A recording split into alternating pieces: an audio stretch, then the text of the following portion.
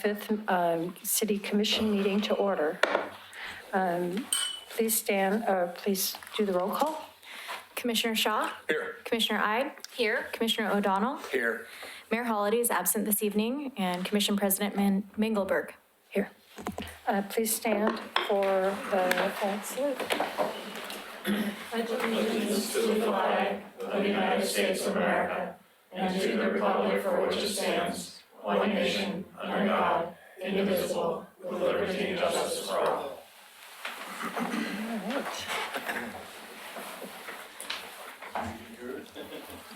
So we'll start the meeting off with a proclamation declaring July 9th through the 13th, 2018 as Bike to Work, Bike to Play Week. And I have a proclamation to read. Whereas for more than a century, the bicycle has been an important part of the lives of most Americans, and whereas today millions of Americans engage in bicycling as an environmentally sound form of transportation, an excellent form of fitness and quality family recreation, and whereas cycling is a community asset and source of identification, serves as an attraction and location factor for new residents and businesses, provides a key quality of life amenity, and draws tourism spending, and whereas the education of bicyclists, motorists, as to the proper and safe operation of bicycles is important to ensure safety and comfort of all users, and whereas bicycle commute benefits both employees and employers through better employee health and fitness, reducing commuting and parking congestion, as whereas the National Household Travel Survey showed that a number of trips made by bicyclists in the U.S. more than doubled from 1.7 billion in 2001 to 4 billion in 2009, and even more today. Whereas the League of American Bicyclists has established May as National Bicycle Month, and bicycling is celebrated throughout the country during May. And whereas on June 18th, 20-year resident of Oregon City, Craig Pauley, age 51, finished 5th place in the annual unsupported bicycle race called the Trans AM. The race covered 4,200 miles through 10 states from Astoria, Oregon to Yorktown, Virginia. Craig was 3rd in bicycles to finish in 18 days, 14 hours, and 46 minutes, and averaged 226 miles a day. And whereas the city of Oregon City would like to honor and congratulate Craig Pauley for his dedication, perseverance, and excellent job in this race, along with encouraging other members of the community to enjoy bike riding for all of the health and environmental benefits. Now, therefore, I, Renata Mengelberg, Commission President of the City of Oregon City, do proclaim July 9th through July 13th, 2018 as Bike to Work, Bike to Play Week, and encourage citizens of Oregon City to try bicycling as fun and sensible mode of transportation and recreation. In witness whereof, I have unto your set my hand this 5th day of July, 2018. I'd like to invite Craig up to tell us a little bit about his adventure. He's still walking a little. Yeah. Tentatively, yeah.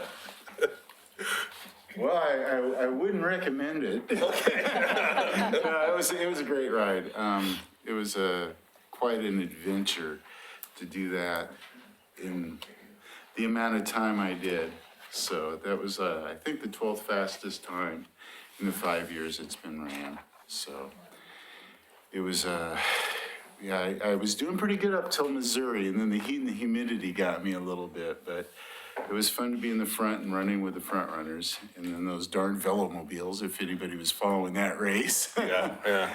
It was quite something. But post offices to sleep in, hotels. I took a few naps in ditches and everything else. It was quite an adventure.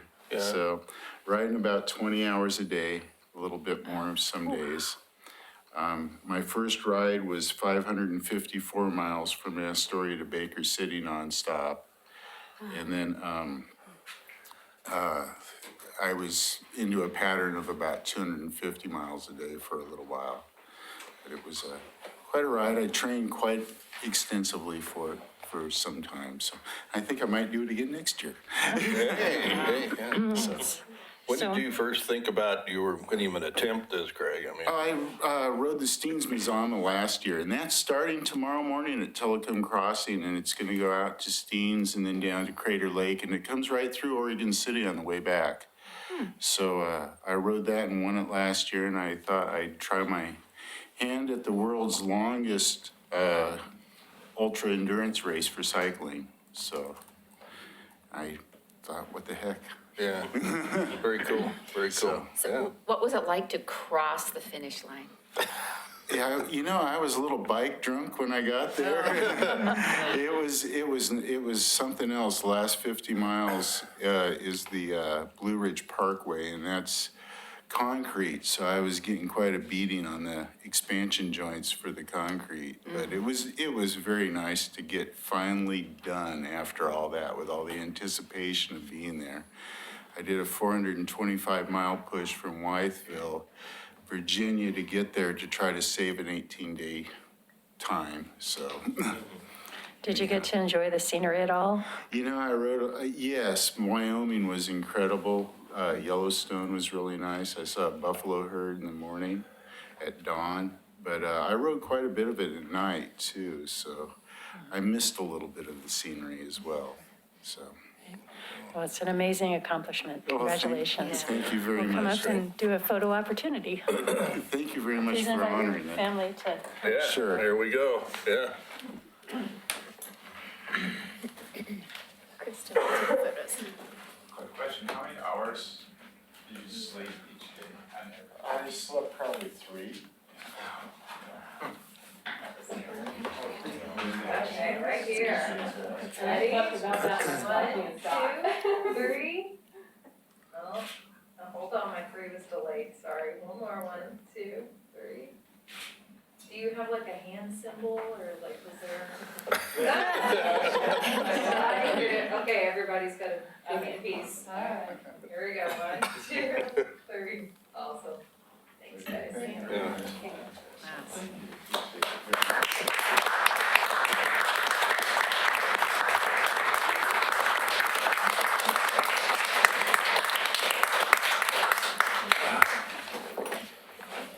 All right. All right, good job, good job. Exciting. Does anyone have citizen comments this evening? Tam O'Brien, please come up to the dais.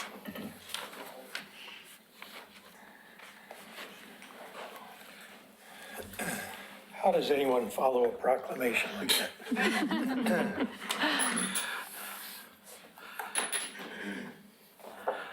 Some of you already know, my name is Tom O'Brien. I am a resident of Oregon City in the state of Oregon. Good evening, Commissioners Ide, Mengelberg, O'Donnell, and Shaw. My remarks this evening are meant not only for the 4 of you, but also for Mayor Holliday, who is absent this evening. Article 11, Section 2 of the Oregon Constitution states, quote, "The Legislative Assembly shall not enact, amend, or repeal any charter or act of incorporation for any municipality, city, or town." Thus, the Oregon City Charter cannot be amended or repealed by Senate Bill 1573. Each of you have publicly stated that you are honorable people. Each of you have also sworn an oath to uphold the laws of the United States, the state of Oregon, and the city of Oregon City. Since you are all honorable individuals, it is appropriate for those of you who have violated your oath that you offer your resignation immediately. The citizens of this city will therefore know that in fact you are as honorable as you profess to be. In closing, I shall hand each of you a copy of the appropriate sections of the Oregon Constitution, as well as the Oregon City Charter that are applicable. And I will give Katie a copy of my notes, as well as those that she can pass along to the mayor. Thank you very much. Okay, thank you for your time. Is anyone else wishing to speak today? All right. Why don't we move on then to adoption of the I think I'd agenda? like to comment on that. Okay. Go ahead, Frank. It's a little bit more aggressive than what I expected. However, I know how difficult it is with our citizens having a busy life. This community knows and this commission knows that I'm a supporter of home rule. Thank you. I think our first responsibility, as you can see by the way I vote, is to the city residents and charter. And I do understand that the charter is in direct conflict with the state law, namely Senate Bill 1573. That commitment to the city charter is not shared with others on this commission. And the question is, what do we do? Now, Mr. O'Brien makes an interesting point that Article 11, Section 2 says it cannot, the bill cannot amend the city charter. I believe that's a court action at present with the League of Oregon Cities, I hope. I believe that's the nature of it. With other cities, we have not enjoined that action. I personally wish we would, but I'm one vote on this commission. So what our options are, either we do something at the state level, because that bill only passed by a 32 to 28 vote. And I'm sure that in your mind to mind, the question is, how did that go through? It's a nice piece of research if anybody wants to do it. It was not a standalone bill, it was almost a rider. I guess the only other option is we've got an upcoming election. There's a number of seats on this commission up for challenge, for replacement. I suggest that the community get involved and take the individual stance, study their stance on this issue, if that's your key issue, and vote accordingly.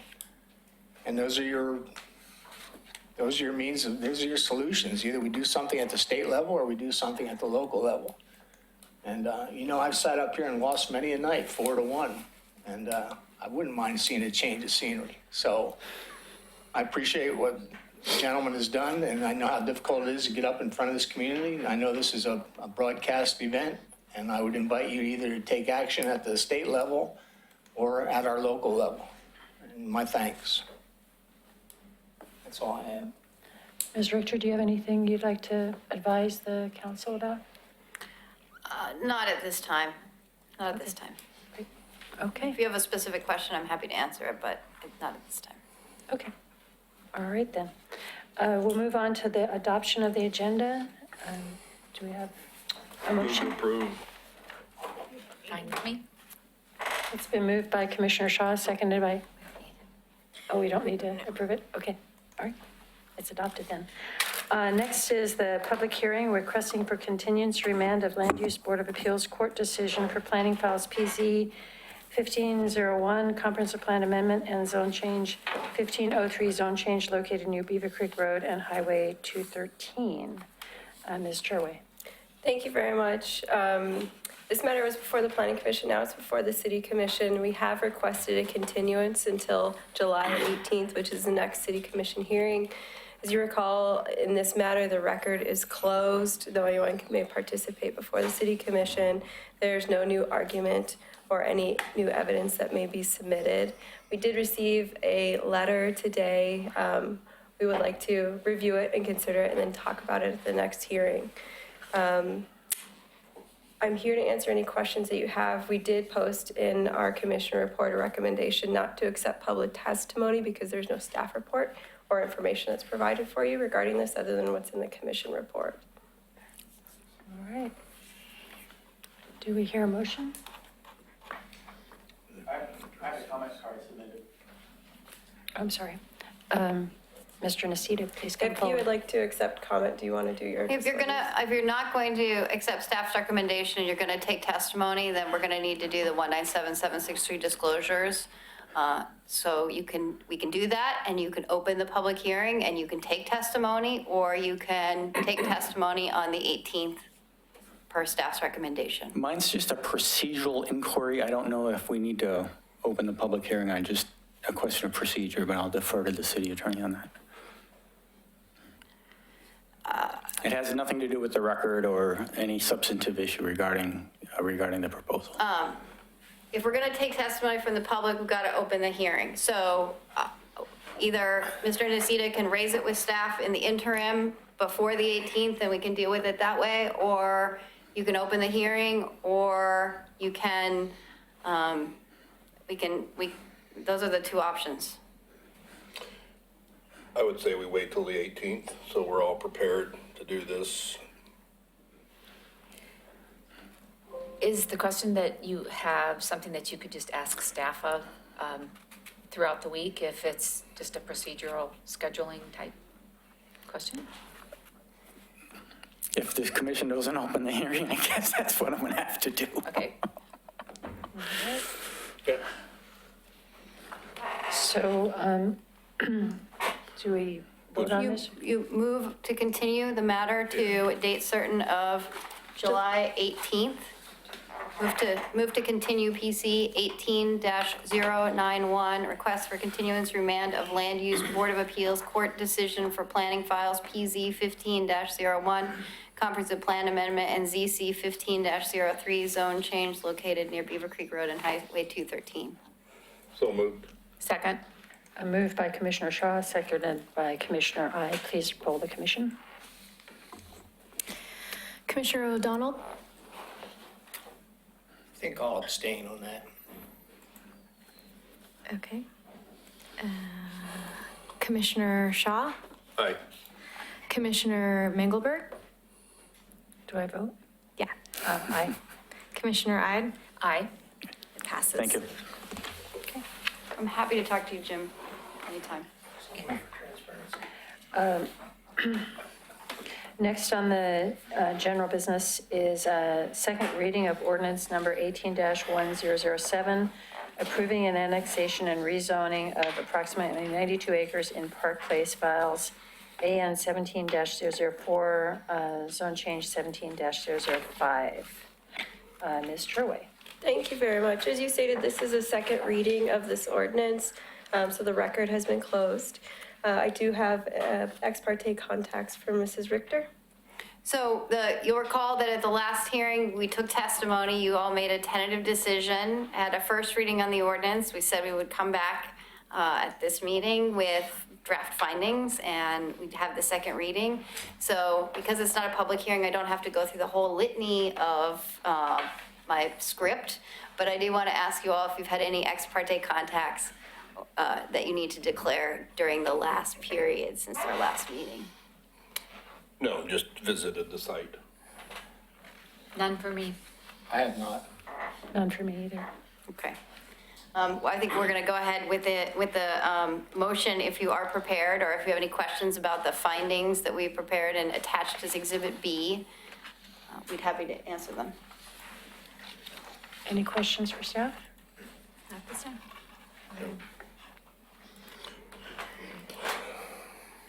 Would someone like to propose a motion? Yes, move for second reading of ordinance number 18-1007, approving an annexation and rezoning of approximately 92 acres in Park Place, Including the findings that are attached as Exhibit B. including the findings as Exhibit B. Do I hear? Second. Okay. Proposed by Commissioner Ide and seconded by Commissioner Shaw. Please poll the commission. I'm sorry. Let me read the title. Ordinance number 18-1007, an ordinance of the City of Oregon City approving an annexation and amending the official zoning map of Oregon City from County FU10 Future Urban 10 acres to R10 Single Family Dwelling District, R5 Dwelling District, and NC Neighborhood Commercial District for approximately 92 acres of property south of Holcomb Boulevard and north of South Livesey Road. Okay. Commissioner O'Donnell? Well, as you well know, in keeping with my commitment to the concept of home rule and our own city charter, I will continue to vote no. Commissioner Shaw? Aye. Commissioner Ide? Aye. And President O'Donnell, or Mengelberg, sorry. Aye. It passes. Great. Moving on then to a resolution number 18-18, calling for an election to authorize the use of portions of John Storm Park and Sportcraft Boat Ramp Park under Section 41 of the Oregon City Charter and adopting a ballot title. Director Phil Lewis. Thank you very much. I'd like to, at this time, invite up ODOT representatives Tom Hamstra and Kimberly Dinwiddie, to the table. We're here today to discuss the ODOT I-205 widening and seismic retrofitting project. As we discussed at the June 20th Commission work session, we're bringing this forward for consideration of the Commission. ODOT is moving forward with their proposed planning for this project. As we discussed, it will have an impact on two of our park properties, John Storm Park and Sportcraft Boat Ramp Park. The two properties, the request from ODOT in the widening project will impact in both a temporary and a permanent process as part of the construction.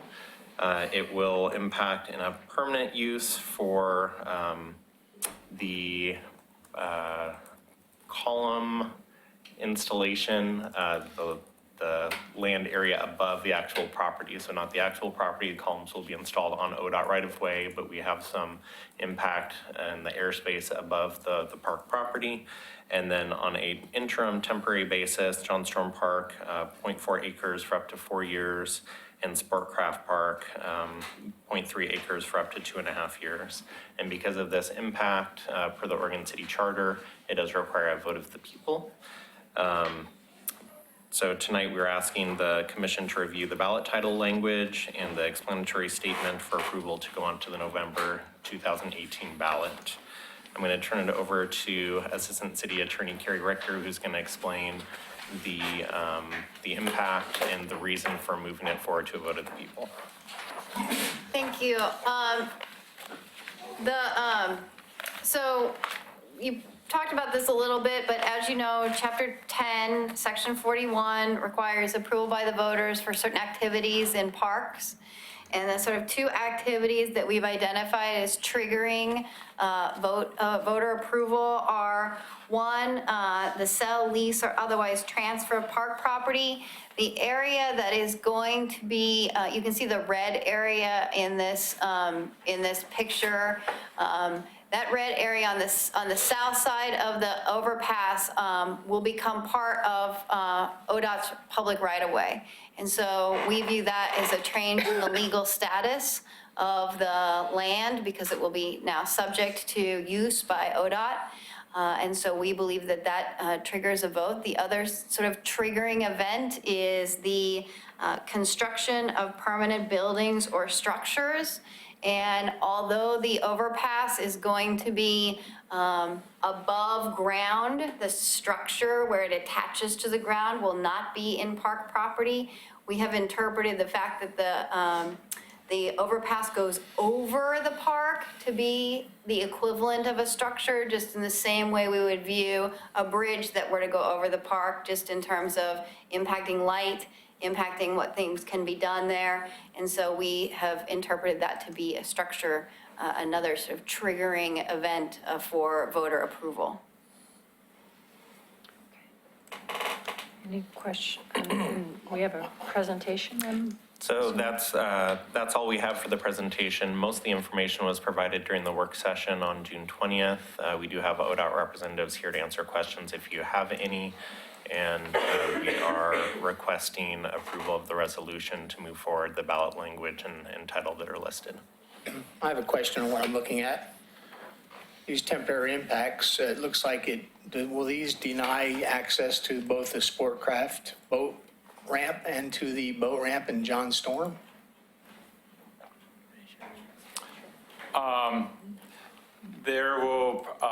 We're going to design, so if you look at the reddish. Could we have your name, please? Oh, hi, this is Tom Hamstra. I'm the project manager for ODOT. So the work that we need to do is we're going to be drilling some large diameter shafts right on line with those, the bridge abutment areas.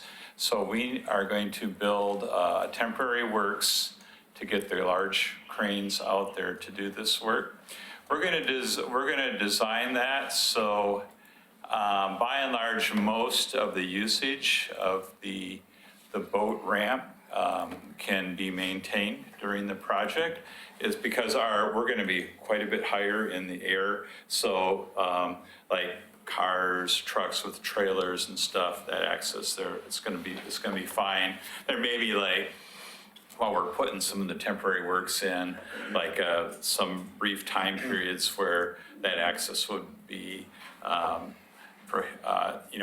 it'd be not safe for someone. But by and large, for most of the time during the construction of the bridge, there would be access there. Well, for clarity for myself and for others, can somebody identify on this map for the general public and me the location of the John Storm boat ramp? Yeah, so I know where the sport craft one is. It's plainly marked. Where's the John Storm one? dock is right here. Well, actually, it's over in this area. So it's not off, it's off screen. There is the boat ramp, which is right here, which is Sportcraft. John Storm Park does not have a boat ramp. Okay. And this is temporary impact of 16,220 square feet. That's because that's going to act as a staging area for equipment? There will be staging, yes. In John Storm Park, yes, there will be staging in this area generally. Well, what we're being asked tonight is simply to put it on the ballot so the citizens of Oregon City can either give approval to vote or not vote. It's fairly simple. I have a question. What happens in the instance that the Oregon City voters decide not to approve this ballot measure? I know this is a very important project that in fact impacts the region. Kimberly Dinwiddie, Government Liaison with ODOT. We're having those discussions now on what course of action we would take if this measure was not successful, and we don't have the answers to those questions right now. Okay, thank you. Is eminent domain in that discussion? That is something that we don't know at this time.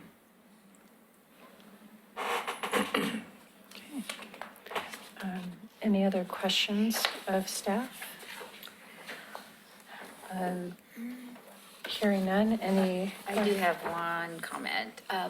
The explanatory statement, in reading through it, it's pretty straightforward and it looks really good.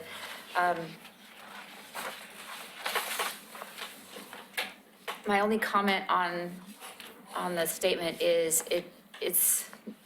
I know it uses the word temporary and permanent in the ballot measure itself, or the title.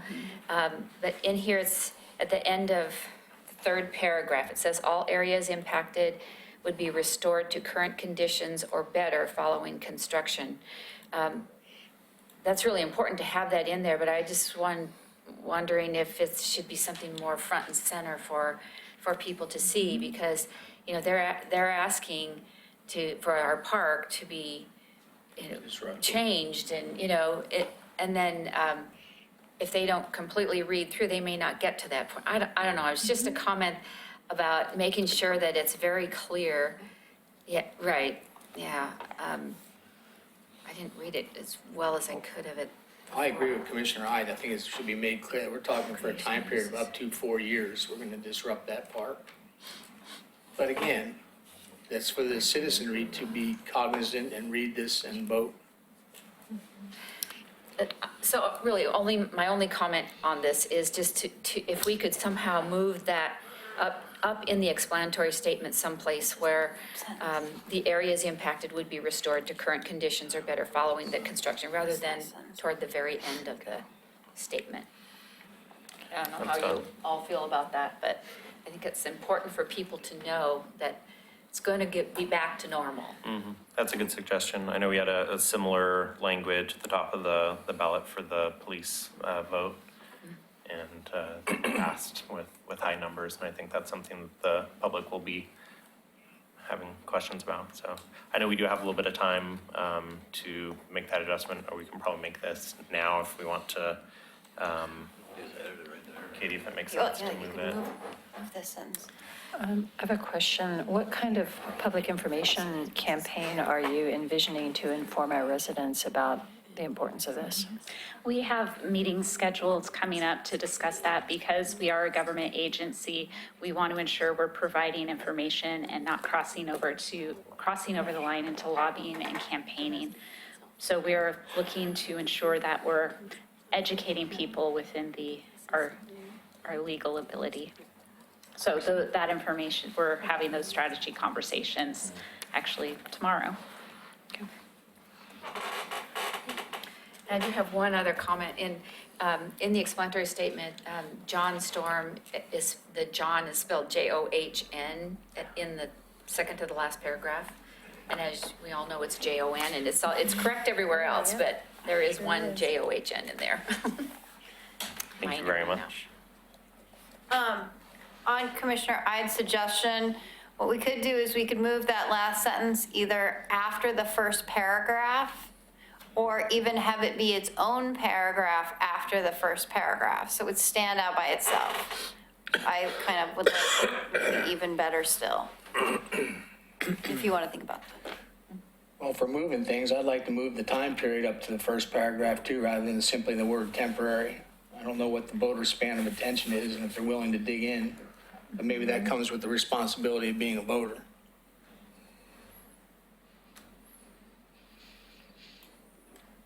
We could add, we could talk about making a second paragraph, a new second paragraph that said, these impacts will be temporary and that all areas impacted would be restored. My point was temporary for up to a time period of 4 years. Okay, yeah, we could put that in. I would agree with that. I want the measure to be clear. I agree. And that's a cogent point, a very important point of what's being asked. Well, and I think that the important points need to be the closest to the top. Yep. Because I think we know what happens in the Yep. past, that we kind of get a little more complacent as we go through these things, so that the bullet points should be a little closer to the top for easier reading, so. Okay, are we ready? If you don't mind, my preference would be that you approve the resolution as is and then allow staff to take the time to work with ODOT with this being the basic concept of the explanatory statement, to provide authorization that they massage that a little bit more and get those key points in that you're looking for, and then to move forward with that and submitting it to Clackamas County and not bring that back to you. Are you comfortable with There's that? time to do it. Yeah. So you see this, we approve this with integration of the changes that we've asked for? Would that be in With keeping staff's with your thought? discretion, with working with ODOT. And bring it back. No, we No. weren't going to bring it back. Oh, you weren't going to? No. Oh, okay. Are you okay with that or no? Yeah, as long as our So you'd be comments are approving the considered. resolution and the ballot title with instructions to staff to rework the language a little more consistently with your recommendation, and then going ahead and submitting it. Okay. We would not bring Fine it with back. that. I'm fine with that. Okay. So looking for a motion? Let's see, so I would move Go ahead, Nancy. move to approve resolution number 18-18, calling for an election to authorize the use of portions of John Storm Park and Sportcraft Boat Ramp Park under Section 41 of the Oregon City Charter and adopting a ballot title. Second. Okay. Moved by Commissioner Ide, seconded by Commissioner Shaw. Please poll the commission. Commissioner O'Donnell? Aye. Commissioner Shaw? Aye. Commissioner Ide? Aye. President Mingelberg? Aye. Motion passes. Thank you. Thank you very much. Thank you. Are there any items on the consent agenda that the commission would like to pull at this point? No, but there was one little minor issue on the minutes of May 16th. It indicated that I was present, but I was not. So if those could just be corrected, we could still do add it to the consent. So Do we have an emotion Move to approve the consent agenda, please. Second, Moved by Commissioner, with that change. With the change of Ms. Ide, Commissioner Ide. moved by Commissioner Shaw, seconded by Commissioner Ide. Please poll the commission. Commissioner O'Donnell? Aye. Commissioner Shaw? Aye. Commissioner Ide? Aye. President Mengelberg? Aye. Motion passes. Communications, Mr. City Manager. Thank you, Commissioner President. We'll start with Mr. Lewis and an update for some events this weekend. Thank you, Mr. Manager. So this weekend, we have a very exciting community event planned at the Ermitinger House. Our grand reopening is scheduled for July 7th from noon until 4 p.m. The commission, of course, is invited, and everyone from the community celebrating the reopening of the Ermitinger House Museum. We'll have a ribbon cutting ceremony, live music, food and refreshments, some kids activities and handouts for folks that are present. We also will have a beer for the Ermitinger House, specifically for the Ermitinger House, Ermitinger Ale by Coin Toss Brewing. And we couldn't be more excited to open the house. I want to thank the commission for your support, and we look forward to seeing everyone out there on Saturday. Great. Next, we have an update from Chief Band. Good evening. Got a little update about our building project that we haven't really talked much about since our measure passed. We've been doing a lot of work, and at the next commission meeting, you're going to see a contract come before you for project management. We've had a group of people. Commissioner Shaw has been on our group helping us select project manager and an architecture firm. And what we envision is inside of the next couple months to have both of those contracts done, and we'll be able to start the planning process sometime September, October, somewhere in there. I'll have a little bit more information for you when we do the project manager contract to kind of lay out some of the challenges that we've already started addressing with our technical advisor, whose contract you've already seen. And so more to come, but things are rolling. Great.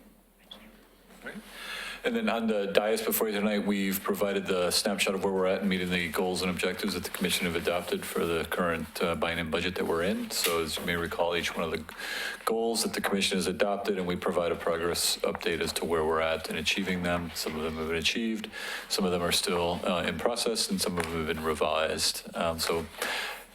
If you'd like that in electronic form, please let me know. We can certainly email that out. And if you have any questions after or while reviewing it, be happy to answer them.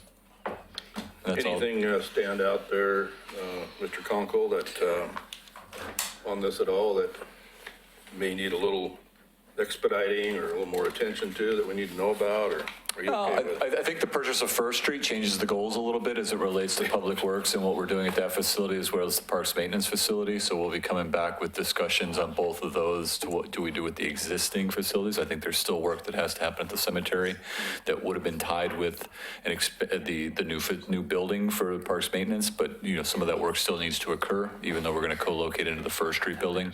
And then a discussion about what do we do with Center Street, Public Works Operations Facility. Okay. Willamette Falls continues to be on there. As you're well aware, we've had some progress there with the property owner, as well as submitting the permits to the Army Corps of Engineers. So while we're behind where we'd like to be, that project is moving, which is a positive after being stalled for about 9 months, whatever that was, that we were working with the owner and addressing the concerns that he had. Implementation of the new computer systems going on. That's a big internal one for us. It affects multiple departments, and the implementation seems to be going relatively smoothly for such a large changeover that we're doing from our old system that was in place. So nothing that's well off track that I'm concerned about.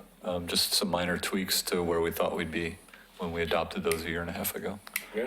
Thank you. I'm also interested in the status of the tourism plan. I know that was also delayed a little bit.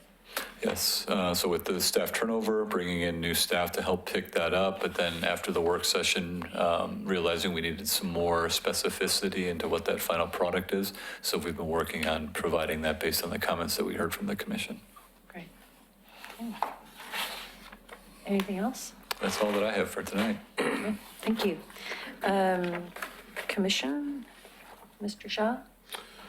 Attended the Boy Scouts 100-year anniversary down to VFW, and that was very good. And then I've been working with Chief Ben on the police building committee there, and then went to the great county dinner we had at the EOT last Thursday night, and I got, I usually don't hear comments at those dinners and stuff, but that one there, we got a lot of great comments. That's the best one so far, so good job, you guys, Kirsten and Katie, so, yeah, that's it.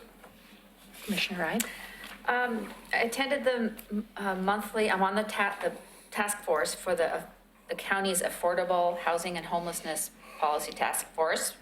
And we reviewed data and statistics related to the housing market in Oregon City and in Clackamas County, actually, and learned more about the deep gap of unavailable housing and the long wait lists.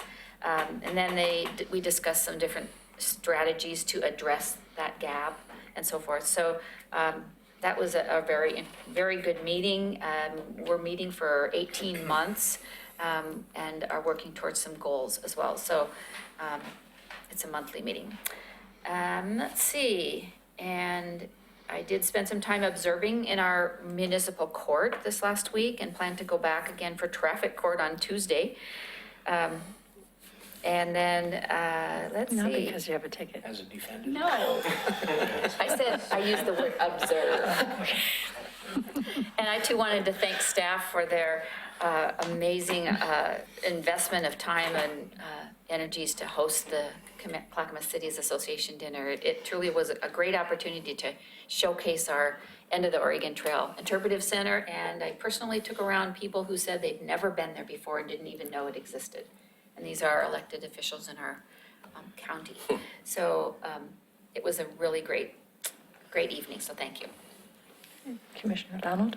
So I attended the same dinner with other motivations. I approached two of our county commissioners with subjects near and dear to our hearts, things like the Beaver Creek 213 intersection. And I really can't report that I got an enthusiastic response, but I just want you to know I tried. All right. And I attended the C4 retreat, which has representatives from all of the cities as well as the county. They meet annually at the resort at the mountain every year. I think this is their 19th annual retreat, and it typically focuses on transportation. And one of the core outcomes of that retreat was a poll of the people attending around a vehicle registration fee. And it seems that there's strong support for going forward with something along those lines. The dollar amount is yet to be determined, but the general preference was somewhere between the $25 to $43 per registration. And that would provide much needed funds for additional maintenance in the county, and part of that would be distributed to the cities as well. So there'll be more to come along those lines, I'm sure. Is there anything else for the good of the order? All right, we're adjourned. All right.